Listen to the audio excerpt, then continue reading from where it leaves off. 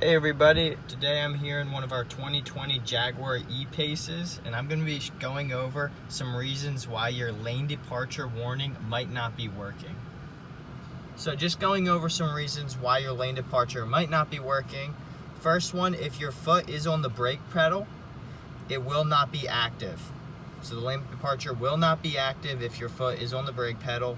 Also, if you have a turn signal on, either left or right, it will not be active as well. And then the last one, if you're under 37 miles an hour, the sensors will not pick it up. You have to be going over 37 miles an hour for the vehicle to actually pick up the lines and in turn show you if you're over the line or not.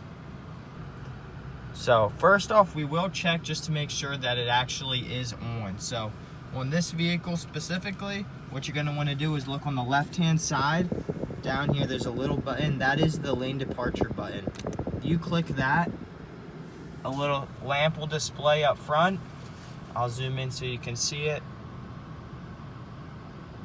Those little gray arrows. That means that the lines are currently not being tracked. When those let up green, the car is tracking the lines. PA's #1 Ford store, Twin Pine Ford.